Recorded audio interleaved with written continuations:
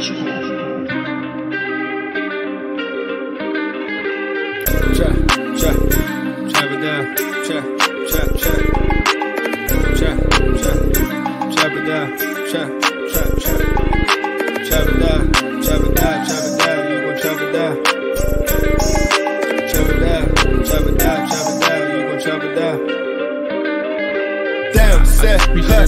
him throw the ball, we gon' pick it off. You gon' let him hit the hole or you gon' cut it off. You gon' play through fourth and long or you gon' punt it off. Your defenders, heavy hitters, put your pads in. Don't be looking for the ref to throw no flags in.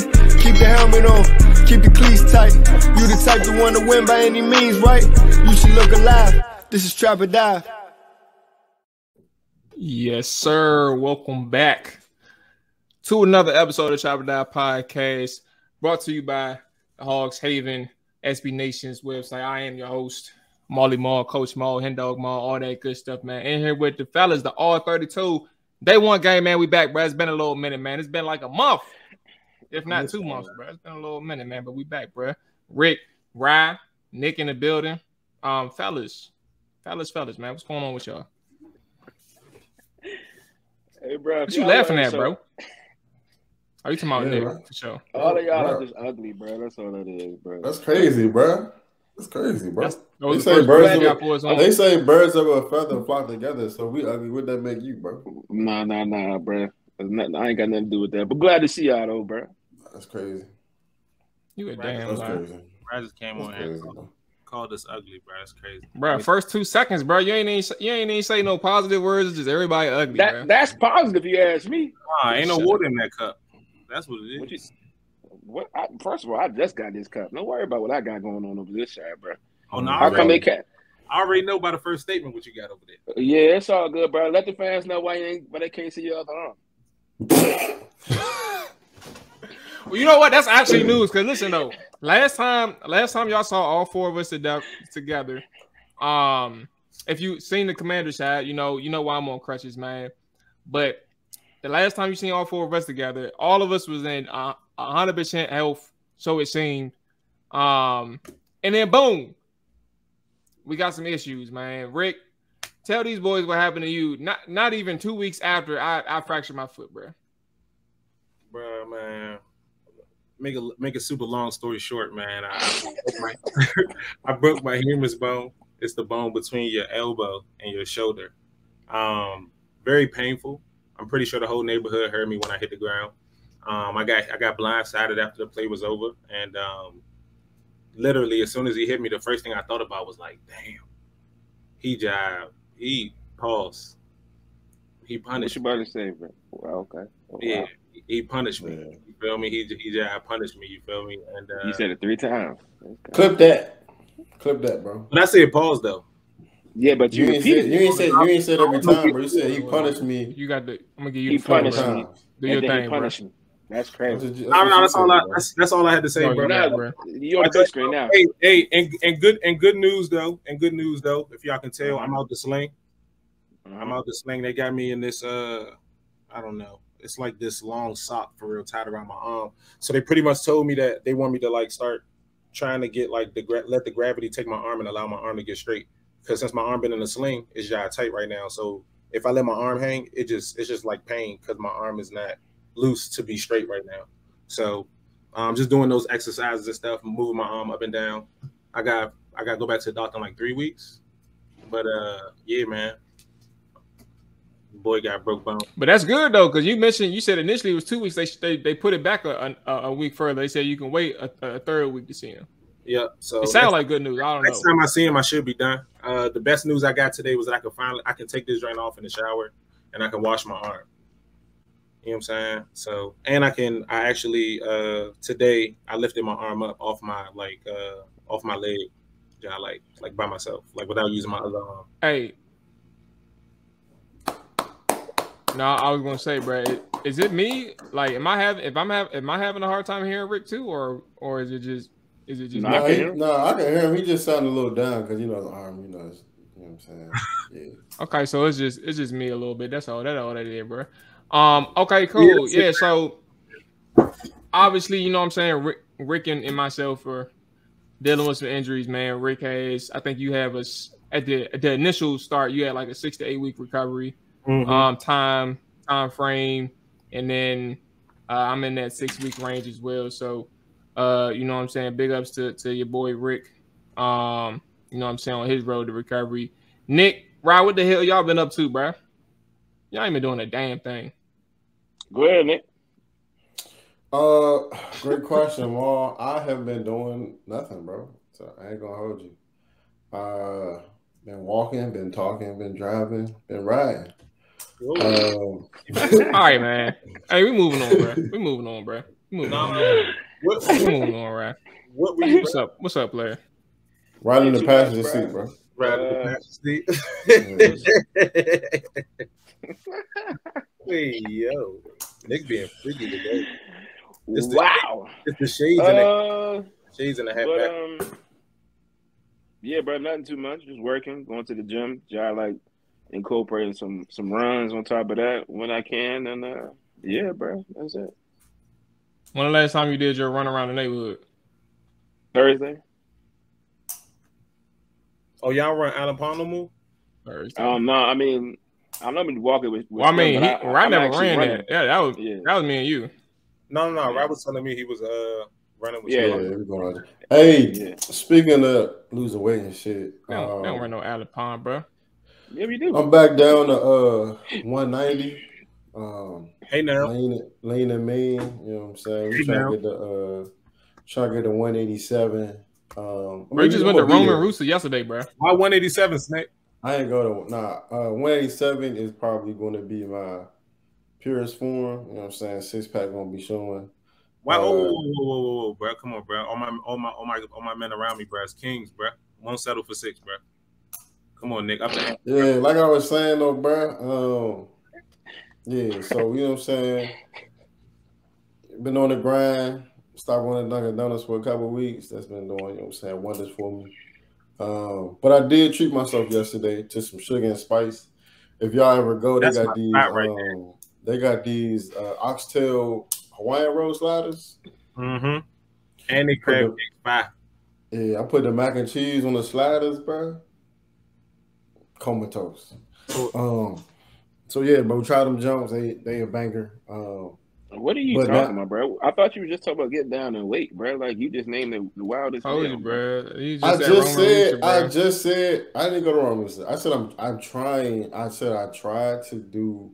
No, I treated myself yesterday when I stepped in the scale and saw 190. Oh, so you thought when you lost a couple of pounds, you figured why not just throw the pounds back on? You know what I mean? Something like that. But now I'm down. It's never wrong doing it yourself. I'm down, bro. I ain't tripping. I'm down 9 pounds in 2 weeks. You know what I'm saying?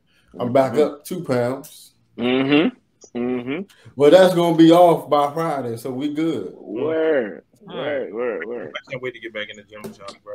I really miss that shit.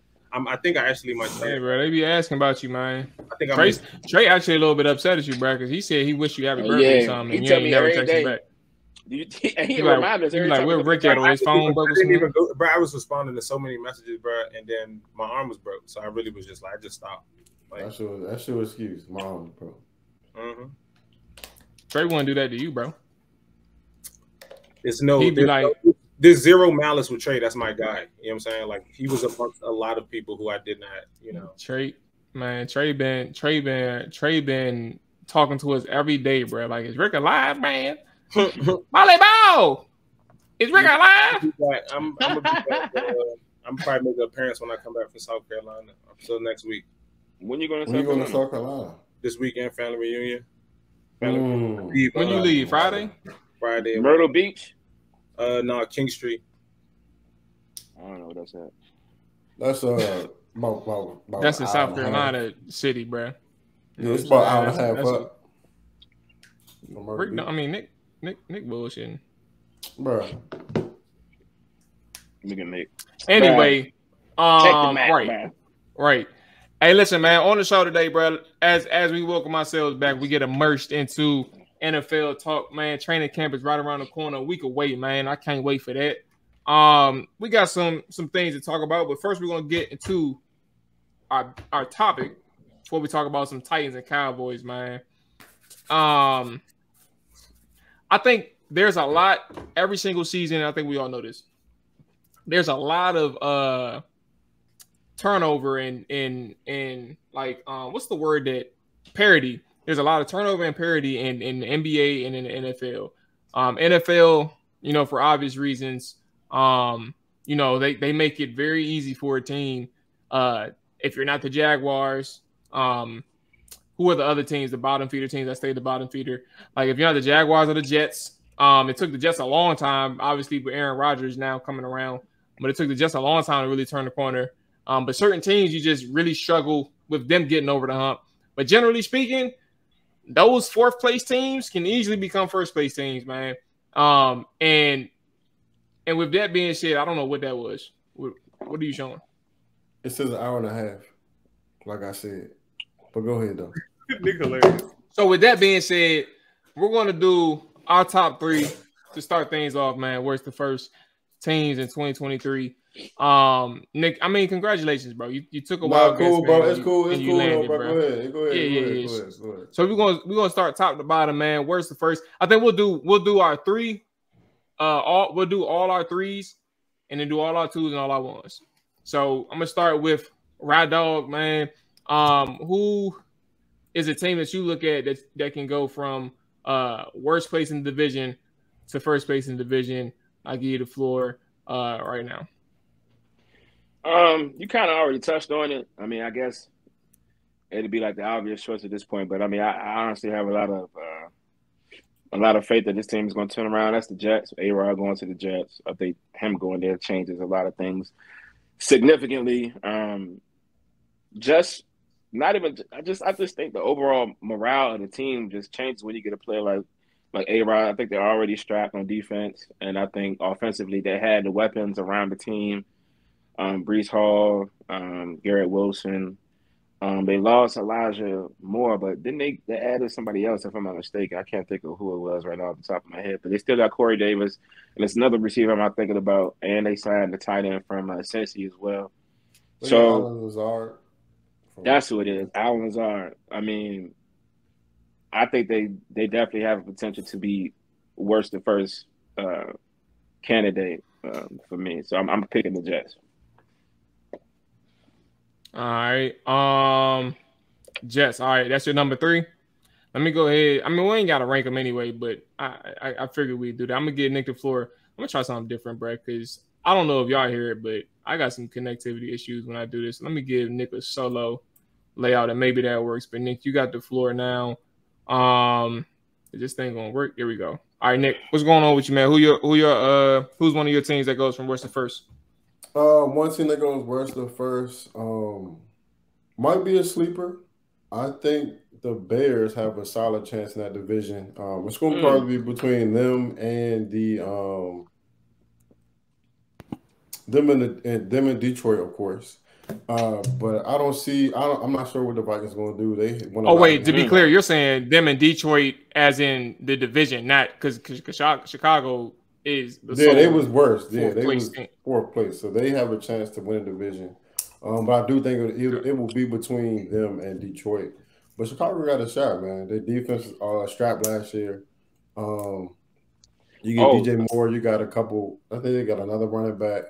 Hopefully Justin Fields can turn the corner. If he does, they're gonna be all right. All right. So we got New York Jets from Rod Dog. Nick believes in the Bears as a team that can make it. What about my boy Rick, man? Let me see what my boy Rick got going on with his worst to first team. Let me see. Hey, Marley, were we supposed to pick 3 teams or 1? Because I'm kind of I might have misheard. We'll go in the order because I was doing 3 individually, but like some if we didn't pick some, if one of us got the same one, then it really ain't no big deal. But Rick, what you thinking about, man? Who's your worst to first? So I kind of wanted to go the route that Ryan did at first. I feel like it's obvious for me to say the Jets because of them picking up A-Rod. That changed the dynamics for that team tremendously. So, but I'm gonna take one that I think can be or play up to that level that the Jets is at, and I'm gonna go with the Browns. I feel like that division is close. Ooh, I was looking at them boys, bro. I was looking at them boys, bro. I think that division. That's a good pick, bro. I think that division is closer than we think.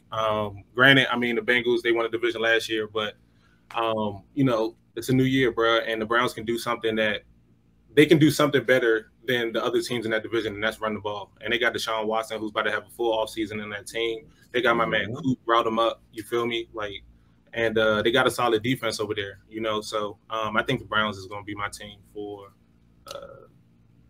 my worst to first. That's a great pick. Hey, who did they get? I feel like they got somebody else in the D line this offseason. Let me take a look at. They got my boy from Minnesota. What's his name? Oh, is it Darius? Yeah, Zadarius Smith. That's tough. Yes, Zadarius. They got somebody else though. Didn't Clowney go back to Cleveland? Clowney went back to a familiar team. He just like his name, bro. I don't care nothing about Clowney, bro. How many sacks he give a child, bro? 0. How many games he play? All of them. So man, he played a lot. He played like 11. That's enough. You gotta get one if you know what I'm saying. Come on, bro. At least one. So to be honest with y'all, I think if there's one team because I don't want to do the bias. Now, truthfully speaking, I don't think that Washington can get first place anyway. I don't think that's going to be a thing, especially with a rookie quarterback, with a rookie quarterback in mind. But I think if there is anybody, let me go ahead and get there. If I think there's anybody that can really kind of take the worst to first thing, it could be Atlanta. Now I was a fan of the Cleveland pick. I was a fan of the Cleveland pick. And I was a fan of the Jets for obvious reasons. I don't think the Jets though. Like I think putting Aaron Rodgers in that division with two established AFC East teams who know how to win in the division in Miami and Buffalo, and then you can't ever count out New England. The Jets, it's not going to be that sweet for Aaron Rodgers and Robert Saleh, Saleh has had a 7-win team in a season where he went 6. He started out with 6-3, and then the year before he was, what was the record? 4-13. This is Robert Saleh had 2 years already. Yeah, Robert Saleh had 2 years already. He started out 4-13, and then the next season he started out 6-3, and he faltered down the stretch and went 7-10. Like you went 1-7 down the stretch of your games. Now I'm not saying that it's all his fault.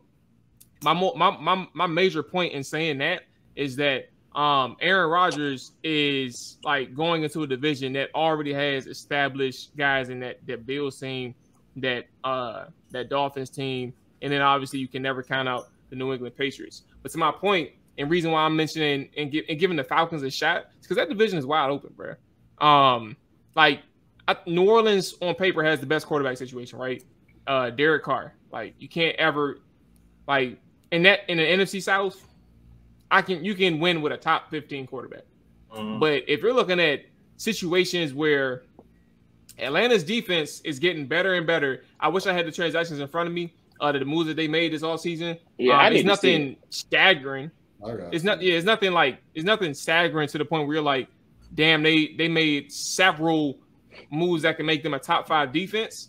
But I like what they did bringing that safety in from Cincinnati. I forgot about they made a move. Yeah, Jesse Bates. They made a move at cornerback as well. And I think they made a move on D-line, like all 3 levels of the defense. I may be wrong about defensive line. They got Okudah as well. Giving him a new situation now. Okudah struggled obviously in Detroit. So like take that with a grain of salt. I'm not saying that that's a move that's going to save Atlanta. He's on his last leg. It's the reason why he got traded for a 6th-round pick.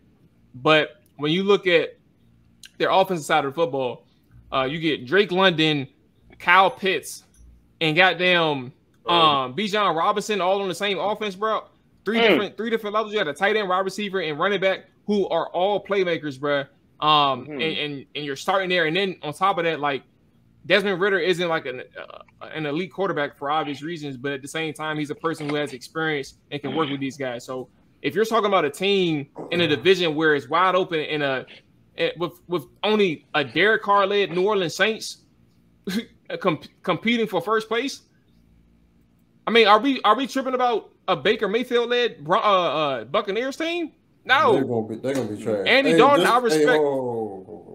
I respect Andy Dalton, bro. No, I'm looking at their roster. I respect right now, Andy Dalton, but at the same time, I don't think that the Carolina Panthers, from a team perspective, is there just yet, given what they did this offseason to really help themselves for the future. If we're talking about 2023, I think Atlanta is going to be in that position where they can go from worst to first right away. That's kind of you might have sold me there, Mo. You might have sold me there. I didn't really think about it until I started thinking about a couple of moves that he made. I forgot about Bijan for a second. It's all subtle moves, but their run game is going to be on point forever with the boy Arthur Smith back there, bro. And they got 3 solid running backs, bro. Like, Arthur, they don't need to really. Arthur come from good ground, so that's about. Hey, bro, he started before. I feel like watch your mouth, Mo. He started with us. Okay. Speaking after Drake London, bro, their receiving core is pretty lackluster, bro. I feel like they got somebody else, bro. They still got Cordero Patterson. Cordero Patterson, yes. Bro, they got. I'm about to tell you who they got, bro. Let me know when you. Oh Lord. Bro, now touted 2 of them guys. Before you start, bro, you used to think Williams was tough. Now I'm gonna tell you that right now. Before you start naming the other receivers, yeah, Wings. Oh, you talking about that was over one game, bro. I watched that. Bro. But look, these are receivers, bro. Mac Hollins, decent year in Oakland.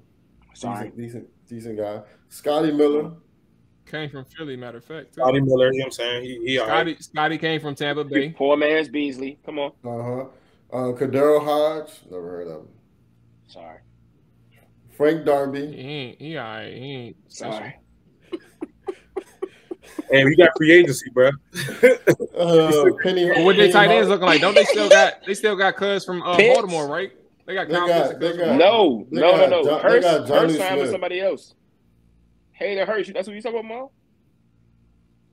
Yeah, Hurst went where? He not with Atlanta no more? Yeah, nah. He signed somewhere else. I think he went to Cleveland. Where'd he go? He went somewhere. I don't know. I do think he went to Cleveland. Hayden Hurst. That's what I'm thinking of. Kyle Pitts, Jonnu Smith. I said. And Bijan Robinson, Drake London. That's it. Okay, Jonnu and Pitt's gonna be something to talk about though, because Arthur loved 2 tight ends. If you ain't know, that's straight though, bro. You still got $100 on the outside as a third day, outside of Drake. But all right, so who in their division is like outside of? I mean, I don't want to actually. This ain't fair. I don't want to say outside of. Who in their division can you say is like dramatically better than Atlanta? Like they went 7-10 last year in the same division that Tampa that a team had Tom Brady, like with Mike Evans on the team, and goddamn, they're like and Tampa won 8 games. The Saints, they got better. All right, and they won 7 games last year. Yeah, that's what all three. Finally, all 3 of them tied for fourth place. And Andy Dalton in the same division that he was last year. Like he just went to Carolina. Like speaking of Andy Dalton, did y'all see what Miles Sanders said about Andy Dalton? We're crazy. Did y'all see that? Yeah. I don't like that part of football, bro. I really don't like that scripted part of football, bro. For real. What's that? How's like that scripted? just like saying outlandish things that like wouldn't make really don't make sense, but looks good for like the. I don't think it was scripted. I just feel like when you teammates with somebody, you just try to big them up because they're your teammate. I think that's all that was. Yeah, that's not even a big up, bro. You get what I'm saying? Is. That's not what you saying. You saying that's a super stretch. I feel like that's OD, bro. Yeah, you reaching. Sure. I feel like that's OD. Like it's a difference from saying like, nah, you know what I'm saying? That's crazy, bro. Solid receiver, you know what I'm saying? My man just said he one of the greats of all time. I'd have been like, all right, bro, it's a little bit too far. Yeah, I would we're not asking him any more questions, bro. He's done. He's through. No more questions for him. I think Hawk was just a little. And he probably got drug tested after that comment.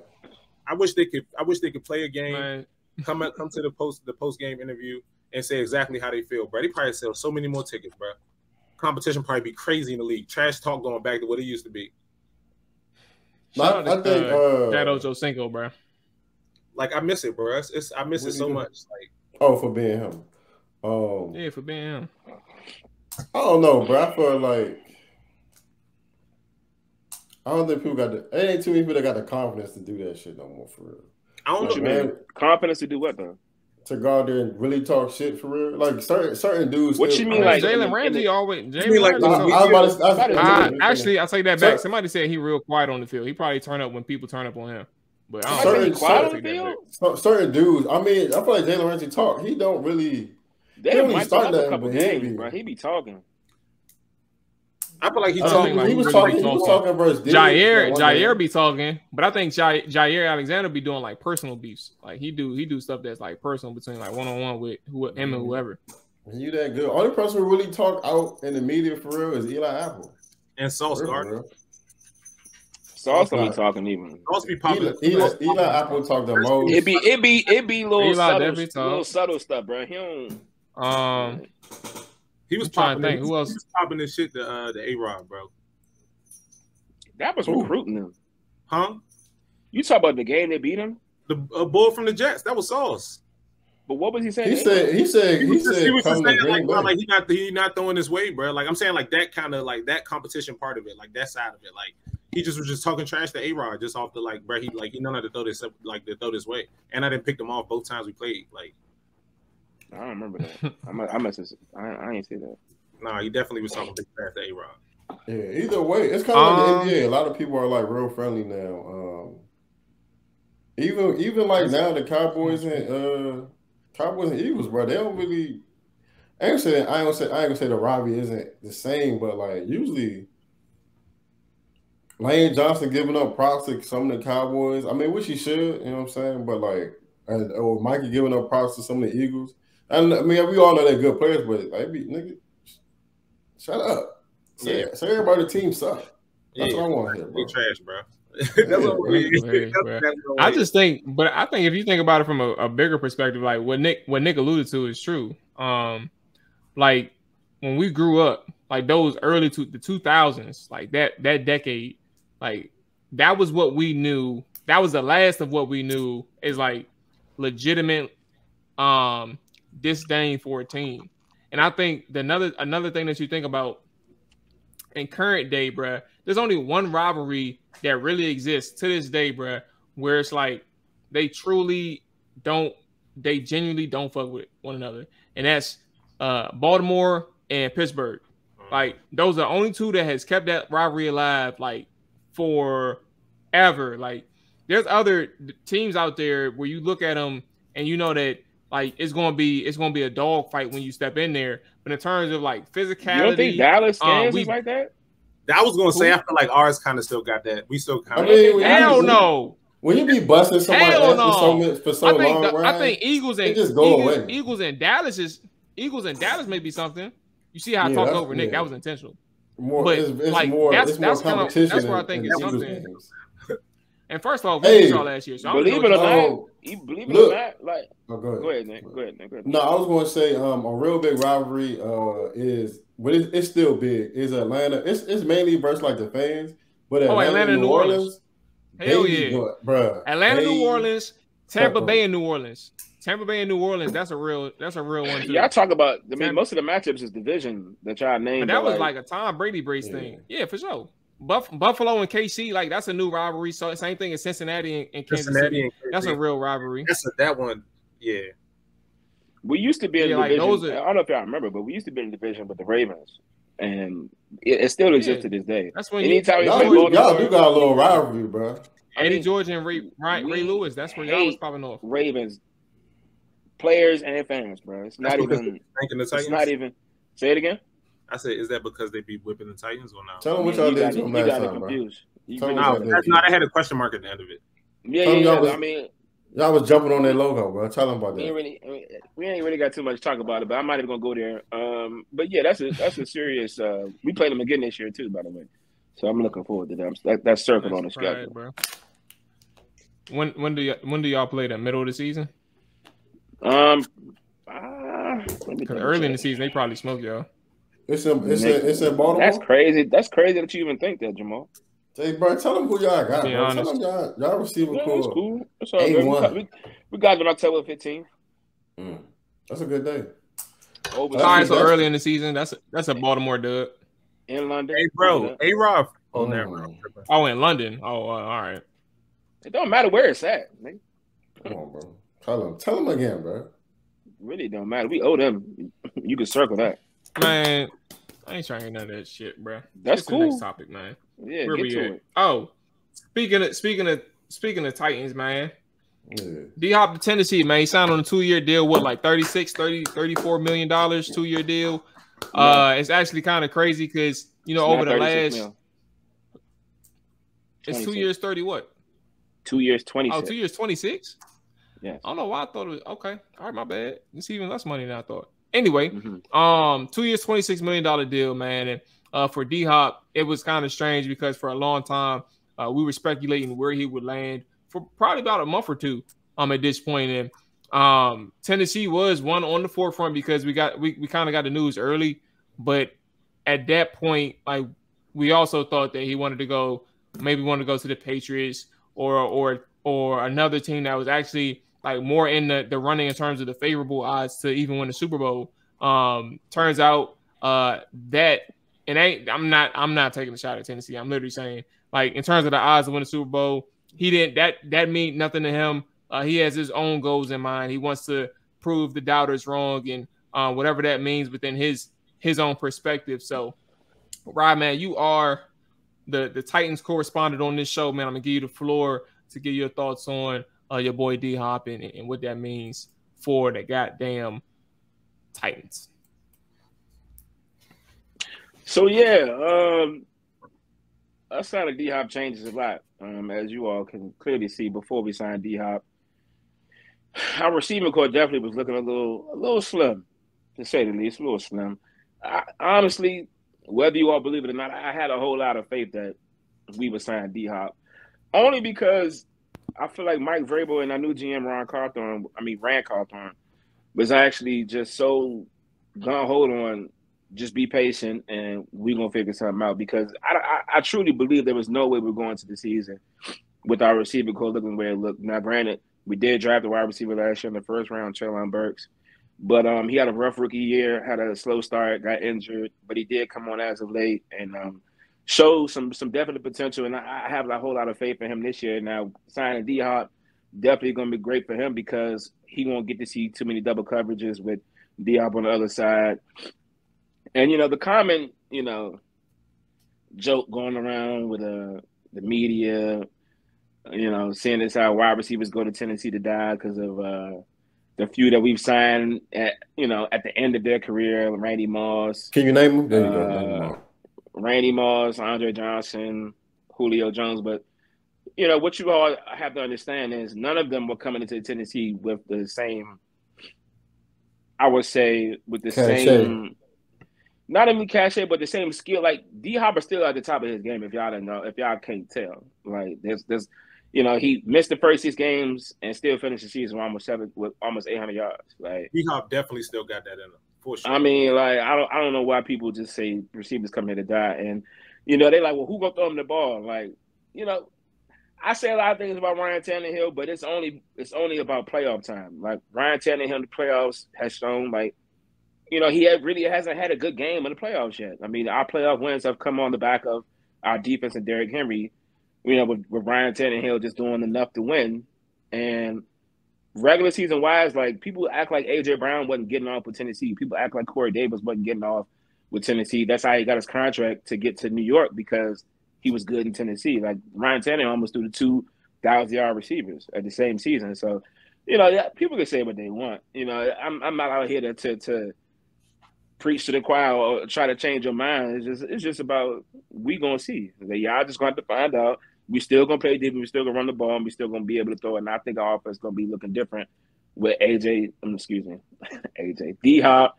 and Treylon on the other side. So I am elated for this training camp to start. Like, I can't wait, bro.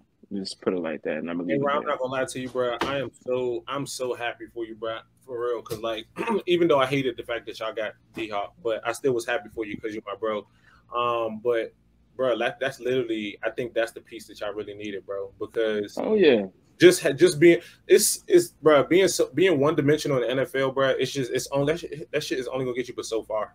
You feel me? And adding D-Hop, bro, you got a downfield target. You got a vet, bro, who, you know what I'm saying, who know how to work different zones and stuff like that, bro. He's just he still got the juice. He still got endless juice in the tank. Like that's a beautiful move for y'all, bro. And if D-Hop stay healthy, if D-Hop can stay healthy, and I think that's what it depends on, bro. Sneaky pick. I mean, not sneaky pick, but sneaky player on our offense. Absolutely. That you should look forward to this year. Our tight end, Chigga Conquell from Maryland, is coming to his second year. Definitely going to be a different season for him this year. Is that the tight end? Yeah, 85. Oh yeah. He's starting. Watching that boy. Yeah. Tight end one. He all right. But here's my thing. Like he's a second year. I can't say Delaney was a Pro Bowler. I can't say that until he went to Pro Bowl. I feel like he got that kind of play. Say it again. I said I feel like he kind of has that similar kind of like play style as far as like that athletic. I agree. Hey, Swain got tight, bro. Swain. Sure. Right, funny as hell. I mean, Nick funny as hell. What was you about to say, Molly G?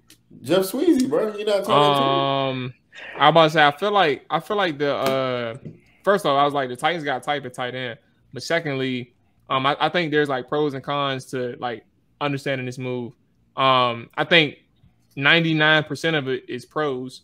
D-Hop is a guy who in his entire career like never really cared about who his quarterback was.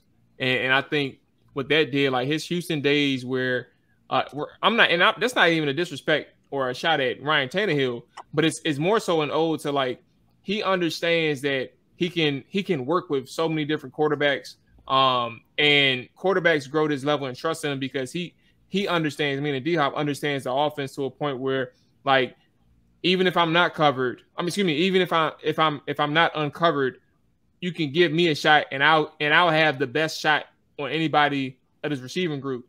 And you can trust me. And I think that's something where when you look at D-Hop in an offense, he's your ultimate safety blanket. And for a guy like Ryan Tannehill, who had to deal with A.J. Brown and Julio Jones in 1 year at one point, and that didn't work out to how they imagined. But then you had A.J. Brown for 4 years, I believe. You understand how big of a safety blanket that you need and a reliable target that you need. DeAndre Hopkins can be that guy, and DeAndre will be that guy. But then, like the pros, they are what they are. But then you look at like what can be the cons. It's not anything related to D-Hop, right?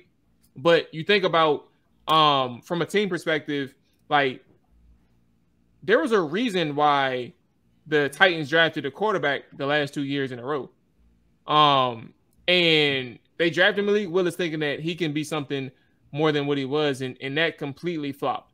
But then you got Will Levis the very next year in the second round, where you're looking at a guy who, like, you're clearly shopping at the quarterback position, hoping that somebody can take over to the point where, like, if Ryan Tannehill doesn't make it, or if he shows this regression that we don't want to see in a quarterback, like, we have to find that replacement. And, like, sure, they may be comfortable moving on from Tannehill to go with that other guy, whoever that may be, but is that other guy going to be just as good as Tannehill, if not better? And only time will tell that. But I think that for the Titan situation, it really needs to be a Tannehill deal where, like, he shows out to be at least average or better in this offense. And I think average or better can take you to a division title, but I don't think that anything below that can really do anything for this offense, regardless of who D-Hop is, man. And that's kind of the thing where I look at the pros and the cons, and I'm saying I like what D-Hop brings to an offense, especially with Derrick Henry back there. But, you know, that offensive line and the quarterback is a question mark, and who knows where that can take this team. I mean, I can't really say they've gotten better, but we have gotten better on paper. For sure, it's not. I'm about to say. I know you would have said the only thing you would have been able to tell me, bro, is that they gotten better on paper. And after what we saw last year, bro, post suspension. Say it again. Post suspension of your right tackle. Oh no, we about to sign the right tackle. Hopefully George Fant today or tomorrow, but somebody to replace our gambling right tackle who can't follow the rules. Like I said, bro, if you're comfortable with that, hey, so be it. But at the end of the day, I'm talking from a perspective of a team who had one of the worst offensive lines in the NFL last year, and it has regressed every single year since Ron Rivera took over in Washington. Like it was one of the best, and it became one of the worst. So for a person who says, "Hey man, we look good on paper," it sounds good. I don't really think we had our offensive line was bad because of we just had so many injuries across the offensive line. I don't think it had anything to do with the fact that these are our starters and we're just this bad. I feel like the replacements just weren't good. So I think this offseason was predicated on getting depth, which I feel like we have done a great job of on paper. I can't really tell you how good it's going to be, but we have definitely filled that depth chart up with supposedly good replacements and good starters. So I'm optimistic about the line this year and the outlook on our season. So hey bro, real quick. All right, y'all remember when the Redskins? I'm giving y'all after you finish though, Nick. After you finish though, you got y'all two, Rick and Nick. Y'all got the floor on Tony Pollard. All right, y'all remember when the Redskins brought out that 5'9" right guard or something like that back in the day, bro? What's his name? Forgot. I don't even remember. He was a swinging door though, and he came in the game, bro. He looked like a fat running back playing right guard. I have no idea who you're talking about. I really want to look this man up, bro. I can't think of who you're talking about. Bro, he came in the game. I think he immediately gave up a sack and got blown up. Hey, bro, it's about to be a long day, bro. And Rob, bro, also, bro, like I can imagine you already know this already, but bro, D-Hop only played 9 games last year, bro, and dropped 700 yards. My man said, bro, I'm not about to stop playing football until I'm not a 1,000-yard receiver, and he's still that. He's still that, bro. The Cardinals was cheap, bro. If what's the bull name who was cooking for the Cardinals? What's son name? The receiver. Wide receiver? A couple weeks for like the first 3 weeks. I think they had him already, or they just picked him up. Something Brown. Marquise Brown. Oh Marquise yeah. Hollywood. Yeah. Hollywood Brown. Bro, he was doing his name is Marquise though. Yeah. As soon as D-Hop came back from injury, bro, he got hurt. And I'm just like, bro, I had so much hope for the Cardinals, aside from them not having a running game, because that's literally what they're missing, bro. And of course, Kyler Murray playing to that level. But I feel like they get a running game, it's gonna help him. But bro, D-Hop is about to be a problem with the Titans, bro. Like I'm thinking it goes back to like when AJ Brown was with the Titans, bro. And I feel like at that point y'all made it to the championship, or was it the AFC championship? Lost to the championship. So yeah, had a first half lead. What was the score of that game, bro? What was the score of that game? Oh, that was we lost. I want to say 30-17. And that was up at halftime? Mm-hmm. They must have kicked y'all ass in the second half. I mean, truth be told, we was up like 17-9 going into the last half, and Mahomes did this wild scramble, ran it all the way up across the field, up the sidelines, and then like trucked one of our DBs into the end zone, bro. After that, I was shook, bro. I was on the job. I'm like, yeah, we about to lose this job, bro. Now the fans start wilding. Stadium is rocking. We ain't ready for this, bro. Tyler Columbus is the name. Is the swinging door. Yeah, I know it's Columbo or something like that, bro. Yeah. Tyler Columbus. Dakota, what's up with you, bro? Oh, hey, Tony Pollard, man. $32 million. That's what it was. Incentives. Yeah. It's guaranteed 26 though. Yeah. Which is humble. Tyler, I said Tyler Columbus. If I meant to say Tony Pollard. Tony Pollard, man. No long-term deal expected. Tyler, bro. Tony Pollard, bro. What's up, man? What's up, man? Columbo, bro. Long-term deal or no? Is that a big deal? He's not expected to get one as of July 17th. From the player's perspective, I'm always going to want the players to get paid. That's going to be my stance every time. But at the end of the day, this is a business, and this is what brings the love out of football for real. Tony Pollard definitely deserves a contract from what he has done, but unfortunately, he got hurt last year, and the value of running backs have plummeted over the last years. Oh yeah, he did. Last couple of years, and it's like from a business standpoint, it makes perfect sense. It's like, bro, you just broke your leg last year, and we would be foolish to give you this contract, bro. You have the most risk on the field. You take the most damage, So I think it's fair. But again, I do want all my players to get paid, but I don't think it is I don't think it's an issue. I think Tony Pollard has already, like my man Nick, when we was talking in the chat earlier, like, he's been a spell back. He knows what it's like to put the work in and have to wait to get what you deserve. You feel me? And I know he right there. You know what I'm saying? So if anything, I think this is like the fire under TP to like come back and show y'all like, yeah, this is what I'm about. But at the same time too, because of how like running backs have been getting paid in this league, it scares me because I don't know if we'll pay him. We mess around, fall in love with TP. I mean, we already have for real, but he get on the field, he cook. Who says we even pay him? You know what I'm saying? Because Dallas will let somebody go real quick. You feel me? And we got some people we got paid coming up. So it's just a lot of questions with this upcoming season. But I don't think it's going to be a long-term deal. Well, it's not a long-term deal, and I don't think it's going to be an issue for TP. Okay, Nick. Yeah, man. Real quick, shout out to TP. Talked to him like around 3:30. Looked like he wasn't gonna get the job done. It sucks, and I think every NFL running back should blame Ezekiel Elliott, because he's the reason why nobody getting paid. He probably the only person. Go ahead, Ryan. No, I'm just saying when you finish, I got something to say after you finish, because it's about what you about to say. But go ahead. Okay, but yeah. So, to be honest, I think he's probably the only running back that hasn't produced after getting a contract, and granted, the bar was set high because of what he did before he got paid.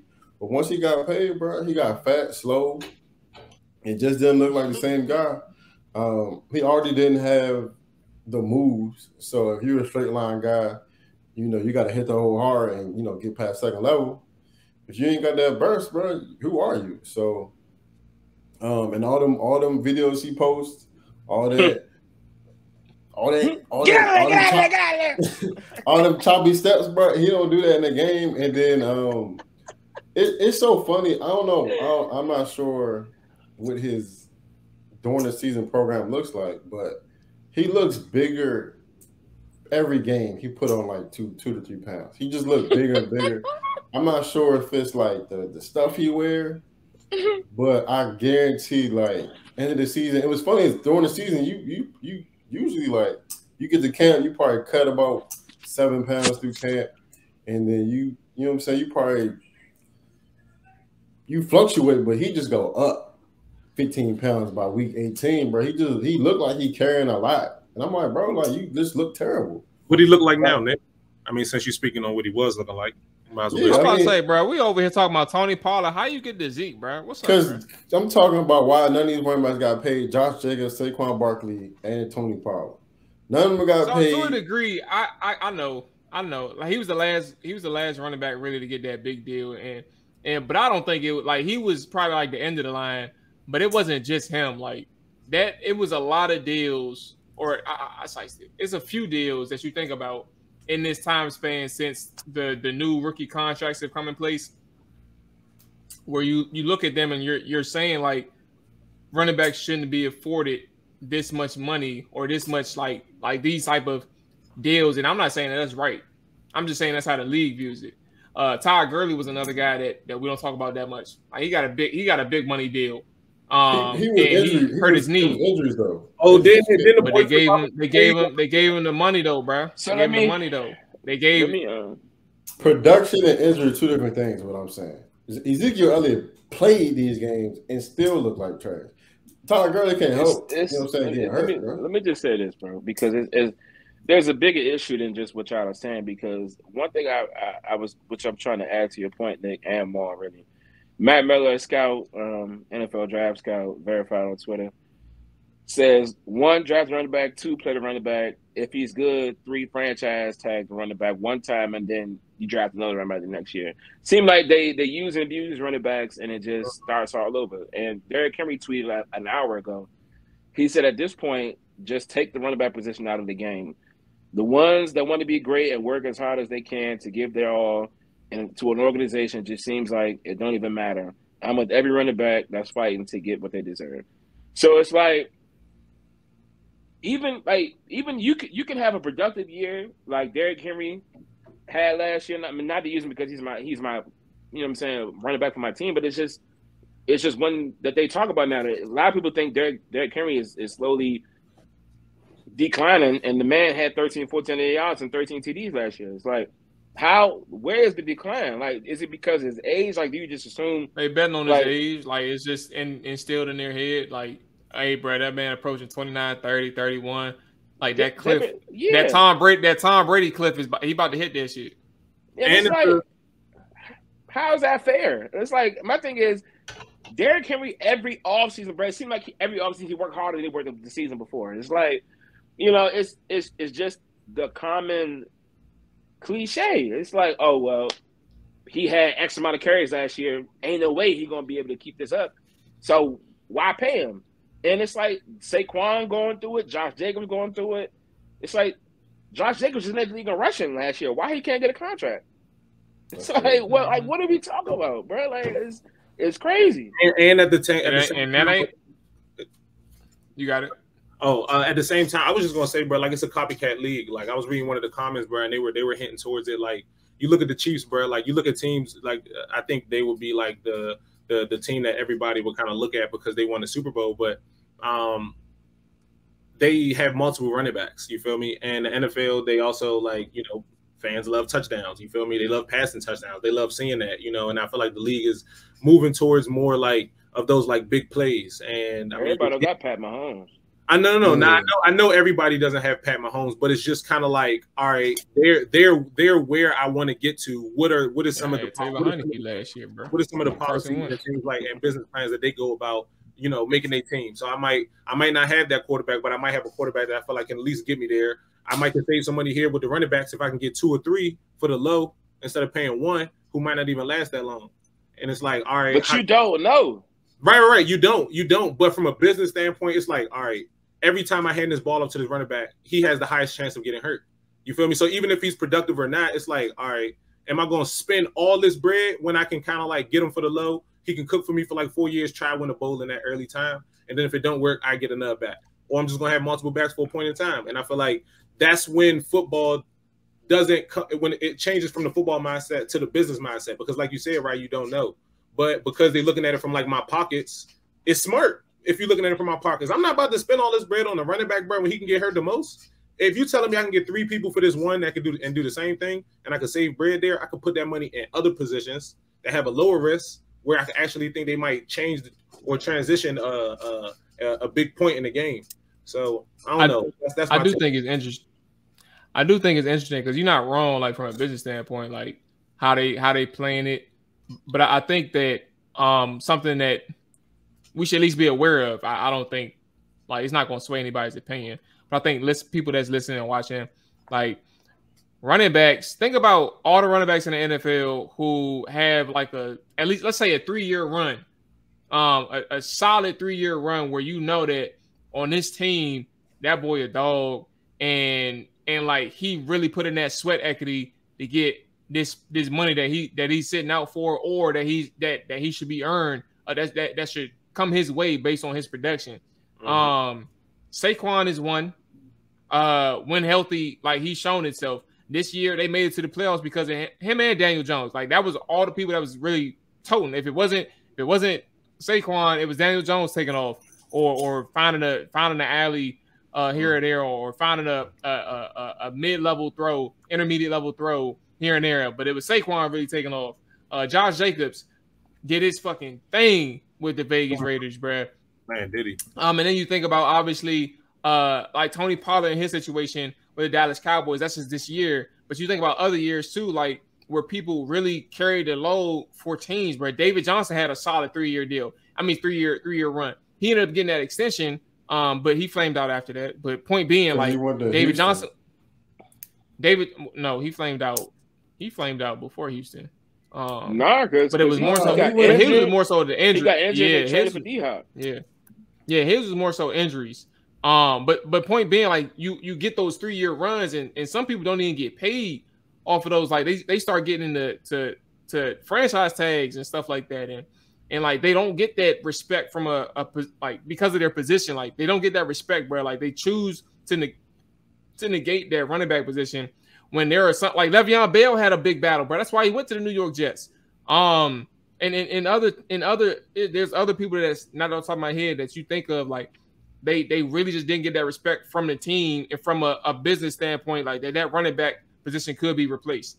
And sure, you think about Najee Harris, who is doing a solid job in Pittsburgh right now, but his first year wasn't really spectacular. We just knew he was a powerful running back. That don't mean he was productive. This year I think he was pretty good. But like his rookie year, like it took them a while to like they had James Conner before he moved on to Arizona. Like they went through some things before they can find somebody that was solid.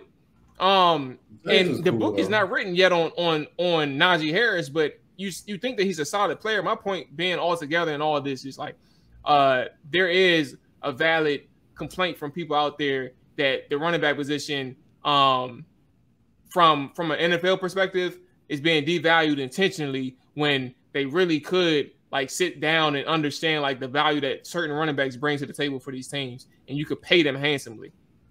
Yeah, I got two things to say. Well, first, a couple backs that got paid and still productive would be Nick Chubb, Derrick Henry, Alvin Kamara, C-Mac. Who else got paid for real? That might be. And you know what's funny though? Like their career track, those are looking like Hall of Famers, all of them. Their career track right now. That's true. Derrick Henry, I think he's solidified. CMC, in Carolina, you're not gonna get the exposure in a small market like Carolina. But going to San Francisco can really help him. Hold on, but bro. CMC, Hall of Fame track. What you about to say, bro? Hold on. What you about to say? Nick Chubb, Hall of Fame track. I disagree that Derrick Henry is on track to go to the Hall. Mm-hmm. How can we just throw him in there with the solidified word, bro? And his stats is very similar to Zeke's, bro. Stats similar to Zeke's. Bro, I knew he would have been this. Before we talk. That's all I'm saying, bro. Just look up his stats when you get a chance. What's similar? Okay. Tell me now before I look. No, I'm saying just look at their career. No. No, I just said it. I said look at their career stats. Just look at their touchdowns Zeke got. Just look it up. I'm saying you can keep while you look at that, Ryan, what blow me about the NFL and the media, what they don't realize is teams that are so like real pass happy, they don't really win after November for real. And going into the playoffs, a lot of these showboat, we're gonna throw the ball 50,000 times. They flame out come November, December, and the playoffs.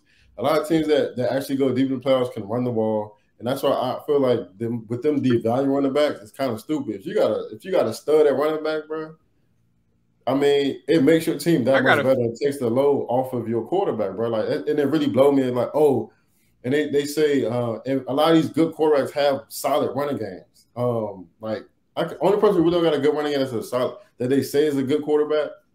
I'm not gonna say that they say he is a good quarterback. It's Josh Allen. Every other team has a solid running but game. You know what they did to bring in? They brought in some running backs this offseason. They brought in some. Yeah, but they had running backs last year and they still can run the ball for it. They haven't been able to run the ball since Josh Allen has became who he is. But Jacksonville got a solid running game. Chargers got a solid running game. Who else are they? The Bengals got a solid running game. Mahomes them got, you know what I'm saying? They got just the best play caller, but they got their running game straight. They're gonna be doing this thing, bro. And he ain't come on until that back half of that season, bro. He gonna be all right this year. Pacheco. Yeah, I mean, he was even to Nick's point, I wouldn't be surprised if Pacheco name has dwindled down like 3 years from now, like year 5 of his career, bro. Like he ain't that. He's not that. Like, I'm not saying he's not good, but he's not like no. Yeah, I'm adding to Nick's point. Like he's good right now, but I'm saying like in 3 or 4 years when it's time to move on to the next back, I'm saying like his name ain't gonna be as hot as it is like within these next couple of years. Like he probably gonna have that 2 or 3 year run, and it's gonna go right. Isaiah Pacheco from Kansas City. I mean, what's crazy thing is the wild part about the Chiefs is their running backs maybe get a year and a half as a whole. Clyde Edwards-Helaire was still there. Kareem Hunt got a solid like 3 or 4. He wasn't really doing anything. Kareem Hunt only got cut because of the domestic violence thing. Yeah. Sure did. Let me quickly address this Zeke Elliott, Derrick Henry thing. Oh my God. Let's hurry up, bro. That's gonna be quick. We get to our last segment, bro. I don't have much to say on the matter, just because Rick wanted to bring this up. So now I have to help my man out right quick. So Zeke, when he got drafted, was automatically #1 back, right? We talking about stats? No, just can we go there? Was he #1 back? Was he getting #1 carries?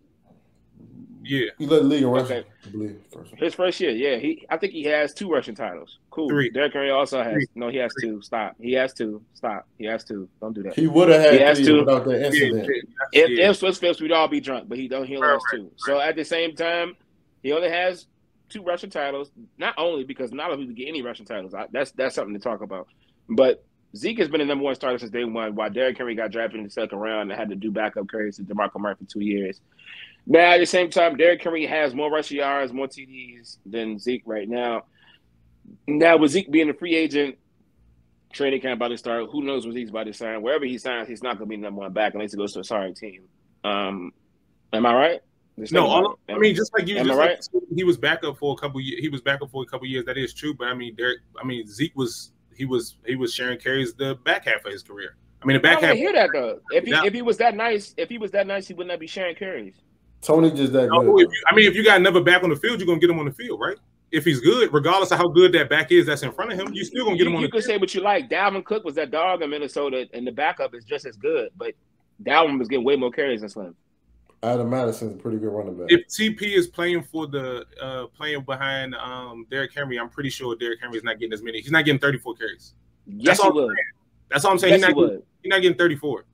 First of all, Derrick Henry is an average 34 carries. What are you talking about? To my initial point, like literally all I said was their stats were similar, and I'm not lying. You can literally the trajectory. What Mual was saying, Derrick Henry is on the trajectory of going to Hall of Fame. Mual said he solidified. That's what I said. I said solidified. Well, what I took from what Mual said, he may have said solidified, but what I took from Mual's comments was that but I genuinely think that Derrick Henry's going to the Hall of Fame. Right, and I genuinely think I agree with you. And that's why I said when I first said my initial statement, I said, okay, in regards to the solidified part, it's hard to say that if Derrick Henry's stats and Zeke's stats is similar right now. They're not similar. That's literally all I said. Hey, look though, none of his stats is far off.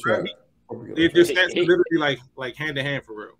Like I mean, he got 11 more TDs. Aside from that, he's been in the league. I mean, he was a starter at the beginning. I do agree with 3 of the 4. That means a lot though. I do agree with 3 of the 4 is going to Hall of Fame. I think Nick Chubb, C-Mac, and Derrick Henry going. I'm not really sure about Alvin Kamara only because like he one of those tweeners for real, and mind you, great guy, great person. Met down in QC when we signed his contract. But I just don't see him going to Hall of Fame. But I do think he's a great. I mean, that's probably the long shot. I don't disagree with that. I just think that on like from his production from start to finish, like he's never had a terrible year. Like something like his standard has always been high. And that's kind of where it's like he has an outside shot. But for sure the other 3, I guess. Did he ever get cleared if you want to be that DV charge? Then he had like It wasn't going through like a domestic violence situation like that happened recently where he like it was settled to some extent, whether he pleaded guilty or whether he took a deal or something. I don't remember. You definitely look at that stuff, especially when you're a long shot. Yeah. Fellas, man, the shit that we see on social media, bro, and we're gonna get up out of here for the day. First thing first, man. So everybody that's listening right now, take some time out after I get this line out to you, man. And let me know what y'all gonna do. Right? We talked about this. The fellas on the show talked about this before, but give yourself some time, man. Listen, you got $10 million on the line to take this gamble. Here's the gamble. You have 10 carry attempts in the NFL, professional football, your current state right now. You can't train for anything. You can't do anything. You can't do nothing except for lace them up, get on the field, and this is your opportunity. 10 carries to gain 5 yards, and you get $10 million. Or or you eliminate the opportunity of taking 10 carries to get 5 yards, and you just take the $1 million that's on the table for you. You had time to think about it. What are your thoughts, fellas? Where are we going, man? What is your deal? I say 10 carries. I say 10 carries too, right? Hey, so look though, give me them 10 carries. Obviously, I'm gonna do the 10 carries. But the only thing I don't like about it, well, obviously, I mean, you really don't know unless you're in the situation. But is it like 10 straight carries, or is it like 10 carries throughout the game? Because that's throughout the game, bro. Throughout the game, 10 well, carries. they just said 10 carries. We're gonna listen to the language, bro. They didn't say 10 straight carries. They just said 10 carries, bro. You doing a rushing attack on training camp, bro.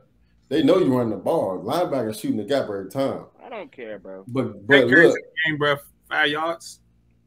I ain't gonna hold you. 10 for 10 minutes, I can get 30 yards. 5 yards, bro. You gotta think, bro. You just need one crease, bro. Come on, bro. That's it. One crease, That's it, bro. One crease. And I got an O-line. My O-line, they just start being an O-lineman today. These is real O-linemen.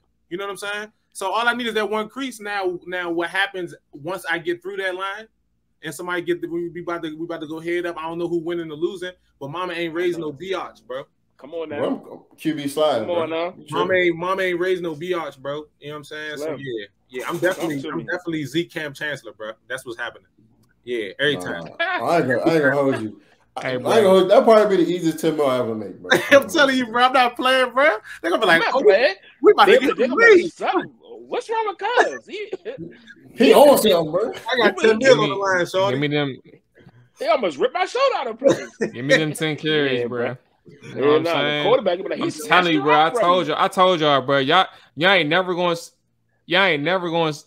seen the strength that I'm gonna have for those 10 carries, bro. And y'all ain't never gonna see it again. Y'all ain't never seen it before that, bro. Y'all be like, bro, I ain't never seen Mual get this big, bro.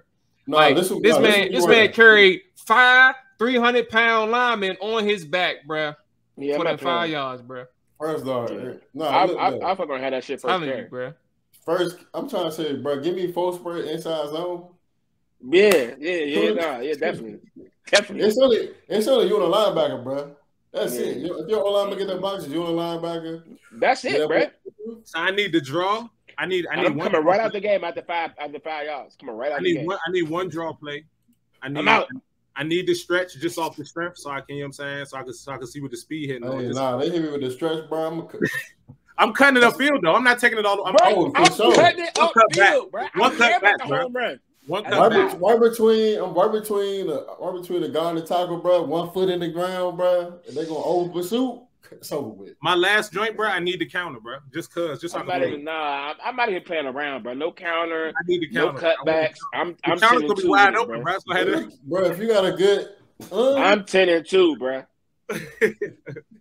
I'm not playing around. Hey, Mual, you know what's crazy, bro? I was just watching Jerome Bettis highlights earlier today, bro, and they hand the ball to Jerome Bettis, and Brian Dawkins smacked the shit out of him, bro. Hey, that's cool. As long as I got 5, bro. I only care about fumble. I know you only care about fumble, bro. Hey, Rob, be stressing about everything, right? Hey, Rob, run through the hole like that, right? Hey Rick, you know the Zeke fullback play, bro. The what? How many is that? Zeke fullback play, bro. You gotta, you put him at fullback on the strong. Give me right here, bro. That's at least 12 yards right there, bro. I'm gonna be getting, a little misdirection, bro. You know what I'm saying? They think Tony Pollard going this way. I'm going this way.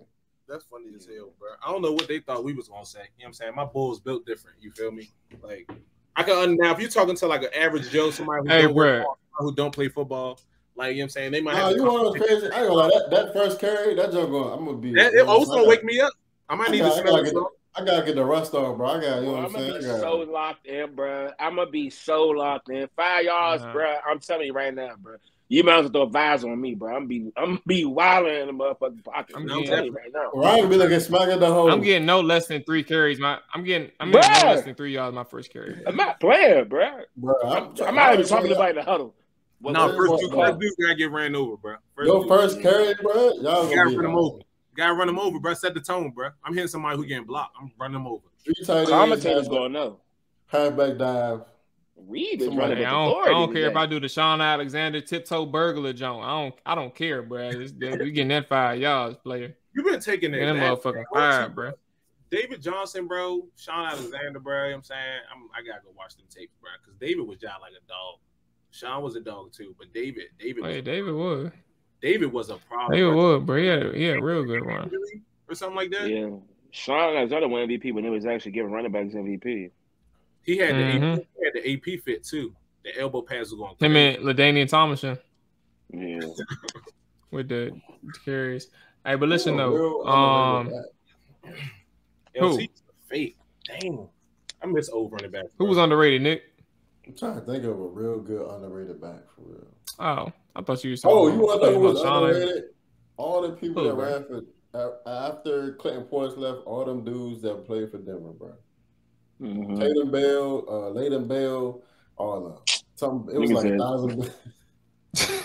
Tatum Bell, Leighton Bell, Batum Bell, Randall Gary, Graydon Bell. Tatum Bell, you already named that. Somebody else who did. They had dude. He actually went to. Dang, what's Philip the Lindsay name, bro? Philip Lindsay was a baller, bro. That's way past Clinton Portis. No, but I'm just saying, like random backs who played for Denver got a stat. I'm just thinking. I thought Nick was talking about under Mike Shanahan. Mike Anderson. What's funny thing is, Mike Anderson, roly poly is. He got 1,000. Anybody that plays on Mike Shanahan and Kyle Shanahan, they liable to get a stack. It don't make sense. And then they got C-Mac and that offense, but that's disrespectful. A whole year. So sorry for them. Because what they had the next year, they had Reuben Jones. Reuben Jones was straight. He was tough. Jones had a streak of some good running backs too, though. Not really. Bradshaw. Yeah, we're talking about Mike Anderson already. Oh, Ligma. Ron Dane was still in the league. Ron Dane. They thought he was. Ron Dane didn't run for no stack though, did he? No.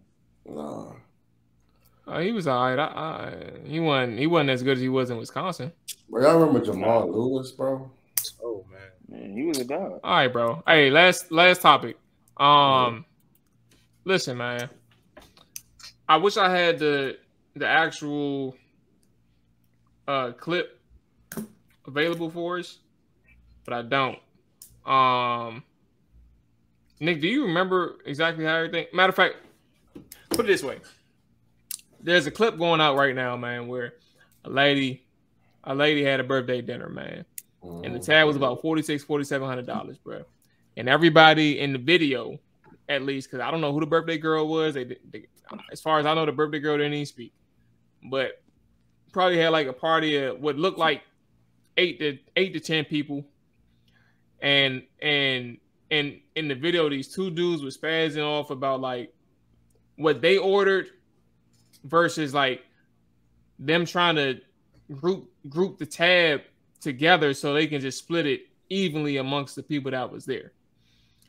Fellas, I told people online earlier, I'm like, in my head, I said, the way things are showing in that video, I can understand why these two individuals are upset that they're expressing what they paid for versus like what these people are trying to make him pay for. Like I even heard in the background, like when they were complaining about, what they paid for versus like what they're being asked to pay for. Somebody said, "Hey, what you here for then? Why are you outside? What are you doing right now?" Like complaining about the fact that they're complaining about their meals. And to that point, I think it's real interesting, man, how some people in this world like kind of choose to operate, how to communicate with people. Like, was it a finesse from the birthday girl that like, I'm gonna order whatever I want and we'll just split the tab evenly amongst the people that I bring to this birthday dinner? Or is it like, I should have communicated beforehand that, look, man, they're going to put all of our items on one bill. You need to be aware of this. If you are aware of this and you're okay with this, come to my dinner. Like, where are we at?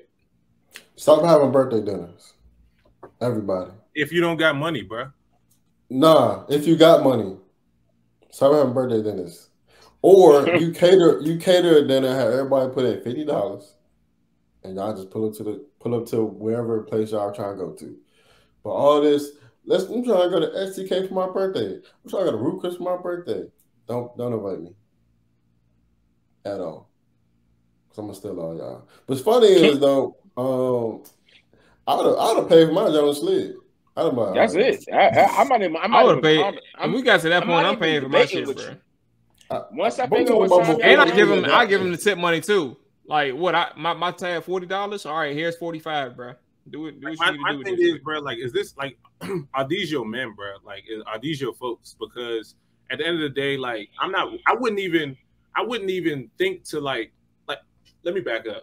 How does it even make sense, bro, for you to be sitting here ordering all these outlandish, out of pocket ass meals? You feel me? And it's only outlandish, out of pocket because you trying to get now somebody who probably had some chicken wings that's all bit of like $10, split an entire bill. That's crazy. So do yourself a favor, go to the app store, bro. You know what I'm saying? If y'all don't know, I'll put you on a game. You could download the Tab app, bro. If you download the Tab app, it'll let you divvy up the tab based on what people had, and then you don't even got to deal with the issue, and people can pay you however they're gonna pay you, and then you can pay the bill however you want to pay. I used it once, did exactly what I needed to do. It will help y'all stay out of all of these wild ass situations. But stop inviting people to, like my bro said, bro. Stop inviting people to birthday dinners, expecting somebody else to pay for this, that, and the third. Like, if it's out of love, bro, I can get it. Like, I could pull up with my man's baby, and if I want to pay for everybody food, I can pay for everybody food. But I'm never gonna put him in a situation where it's just like, all right, bro, ain't order nothing. Like, I'm not about to ask him to split this. Like, I'm like, can I pay for my stuff? Let me talk to the manager. Like, we gotta figure some other stuff. I got one. If you are gonna have the little birthday dinner, they got them now. Some places they got where you can mess around. Everybody got to pay the same amount, and you get. I think we did that Blackwall Hitch or something like that. Everybody got to pay the same amount, and you get a certain amount of food, or you get to pick an entree, and you get everybody get like appetizer or something like that. Do that. Everybody pay the same shit, and then you know what I'm saying. You pick what you want off the menu. That's under the menu that they give you. It's not even that, bro. Just make it plain, bro. Like if you got a big group, it's your birthday. Just make it plain. Like before people even arrive, explain how the tab is gonna go. And when the waiter get there, it'd be like, oh, yeah. Just if you make it clear and plain, bro, nobody's confused by the time the tab comes.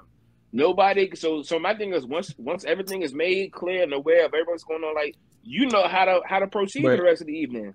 Here's another thing though, because I think Ryan's biggest point is communication, right? And I'm 100% with that. Like, I think the main thing is like if you as the person who's hosting and inviting people to your dinners, right? If you are that person, like it's your responsibility to communicate how things are gonna be paid. Like, take care of all of the sticky situations before you get there and before they get there. Because if not, you might not get your money. One of the biggest things, yeah, and I think the one of the biggest things that you think about. If people still decide to bullshit after that, like people who act like they didn't see your text, or people who genuinely act like they didn't see your text but they saw it and they're like, I'm gonna just do whatever I want to do, or people who really didn't see it but can't really compromise to what's being asked if they didn't see it, right? Take that as a learning lesson, bro. Like, I wouldn't even stress off now. The bills won't get paid one way or another. I'm not saying you foot the bill, like you take on their costs. I'm just saying, like, you're in a situation where it's like this thing has become so chaotic that I can't trust these people moving forward when it comes to tabs or when it comes to bills, when it comes to money, anything like that. Like, all right, cool. Like, here's what you need to pay. You take care of this, and I'll like we'll figure everything else out. Like, I think that's what it needs to be if it comes down to it. But you just learn, like, there are certain people that you just can't invite to dinners like that. Like in the video, for those who haven't seen it, because of course we didn't play it or you didn't see it on the YouTube side. Like, dude was really spazzing off, and I'm not saying he was wrong, but I'm saying he was really spazzing off to the point where it's like, he was genuinely pissed off that, like, y'all are asking him, like, it's like he ordered $10, like what Rick mentioned. Like, it's like he ordered, like, he had like a $20 tab, and like people that he's paying for or having to split the bill with had like an $80 tab or $90 tab. Like that's OC. He doing too much talking for me. Look, man, look, I'd have been paid my tab and walked off. I don't got all the beginning details, bro. But like some of you girls is out of pocket, bro. Like I know how some of y'all be acting, man. You know what I'm saying? I be seeing videos and just hearing from like my friends and stuff like that, bro. Like it's just like, bro, stop with this. You know, try and get finesse niggas to pay for this or pay for that, like pay for her friends. Yeah, bro. Like you making a fool of yourself, and at the same time, like you playing with this man. You feel me? And you know, don't even put yourself in a situation like Rat said. Talk about it at the beginning. Had a conversation. Be clear. So if somebody can't do it or they don't want to do it, they can say no. Yeah, exactly. But if we sitting here at the end of the bill and I just had some chicken tenders, how you think about the act when I've been sitting here watching you eating lobster from Italy, bro? You know what I'm saying? I had chicken tenders and some water, bro. What do you mean by tab is $3.50? You know what I'm saying? You didn't order 2 bottles, a 1942. You know what I'm saying? Like yeah, I had water and some rolls, bro. I wasn't even hungry. I got split the bill. They wilding, bro. You said water and rolls. You said what? You spending $4,500? 45. Oh yeah, no. Hold on, that's not good. Waiter, what I get, waiter? Hey man, you just had the little free rolls in the water. Okay. Yeah. I would walk up out of there quick, fast, and in a hurry, bro. Y'all be upset with me. I'm good. Hey, look, so I'm good to go. I'm good to go. Yeah, you good to go. Yeah. I'll drop a 20 on the table, walk off. Yeah. For y'all. Do what y'all do with this. Waiter, you gonna need this tip. It's gonna be a long night. God bless, man. Fellas, bro. Damn! Oh my goodness! Yeah, we definitely need to close out, bro. Hour 21, man. We've been going on for a minute. That's kind of what happens on our 32 side. Man. We got the bottles of water. Hey, but Fiji listen, water. Fiji water. Go ahead, man. The fellas is back, man. All 32 side is back, man. Schedule wise, moving forward, man, we're gonna have Commander side is coming back next week. We wanted to get the ball rolling, get the fellas back in groove. The day one game, all 32 side this week, man. So we'll be back full force. 2 episodes a week during training camp, I think 2 or 3 episodes a week. Don't hold us to it, but 2 to 3 episodes a week. Depending on how the news flow go, but yeah, that's that, man. Fellas, Nick, Rick, Ryan, y'all got any last words before we step up out of here? Hey, look, man, angle of the dangle. That's what Adam says. Time to go. Y'all take it easy, man. Appreciate y'all watching, listening, all that good stuff. Damn, set, watch him throw the ball. We gon' pick it off. You gon' let him hit the hole or you gon' cut it off. You gon' play through 4th and long or you gon' punt it off. Your defenders heavy hitters, put your pads in. Don't be looking for the ref to throw no flags in. Keep the helmet on, keep the cleats tight. You the type to want to win by any means, right? You should look alive. This is Trap or Dive.